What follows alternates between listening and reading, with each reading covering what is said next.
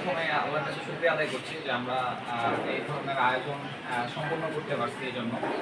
আর সর্বোপরি রাসূল সাল্লাল্লাহু আলাইহি সাল্লামের পুরো জীবনীটা হচ্ছে এমন একটা বিষয় যে এখান থেকে প্রত্যেকটা পার্টে প্রত্যেকটা মানুষ হচ্ছে এখান থেকে শিক্ষা গ্রহণ করতে পারে আসলে। তো দীর্ঘ সময় বাংলাদেশের যে পাবলিক ইউনিভার্সিটিগুলো ছিল, সামগ্রিকভাবে শিক্ষা প্রতিষ্ঠানগুলোতে রাসূল সাল্লাল্লাহু আলাইহি সাল্লামের জীবনীগুলোকে সুন্দরভাবে উপস্থাপন করার যে অভিপ্রায় থাকা দরকার ছিল সেটা কিন্তু হয় নাই।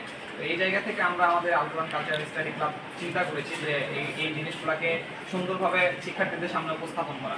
এরই অংশ হিসাবে আজকে যে অনুষ্ঠান সম্পন্ন হয়েছে, এখানে আপনারা ইতিমধ্যে লক্ষ্য করছেন যে একটা বড় সংখ্যক স্টুডেন্ট আমাদের সাথে অংশগ্রহণ করেছে, এজন্য এবং সুন্দরভাবে আমরা সম্পূর্ণ করতে পারছি বিষয়টা, এজন্য আল্লাহর কাছে শুকরিয়া আদায় করছি আবারও।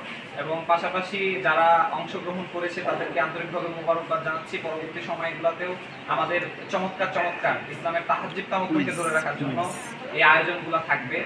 পাশাপাশি আমাদের পুরস্কার বিতরণী অনুষ্ঠান আছে। আজকে যে সুন্দরভাবে কুইজ প্রতিযোগিতা সম্পন্ন হলো, আলোচনা সভা এবং কুইজ, এখানে আমরা আশা করছি যে আমাদের বিশ্ববিদ্যালয় প্রশাসন থেকে যারাকে মেহমান করা হবে তারা উপস্থিত থাকবে এবং এই যে রাসূল সাল্লাল্লাহু আলাইহি ওয়াসাল্লামের জীবনী সহ ইসলামের সামগ্রিক বিষয়গুলোকে, সংস্কৃতির যে বিজয়, এই জায়গাগুলোতে ক্যাম্পাসগুলোতে ছড়িয়ে দেওয়ার জন্য আমাদের এই ধরনের আয়োজন বারবার চলতে থাকবে এবং শিক্ষার্থীরা এটা খুবই সুন্দরভাবে হচ্ছে যে গ্রহণ করছে। এটা আমাদের জন্য অনেক বেশি অনুপ্রেরণা এবং এই কাজগুলো থামবে না, ইনশাল্লাহ এগুলো চলতে থাকবে, এটাই আশা করছি। এবং পাশাপাশি আমরা বিভিন্ন যে সাংবাদিক ভাইয়েরা এখানে অংশগ্রহণ করেছে তাদেরকে আমরা ধন্যবাদ জানাচ্ছি আমাদের ক্লাবের পক্ষ থেকে।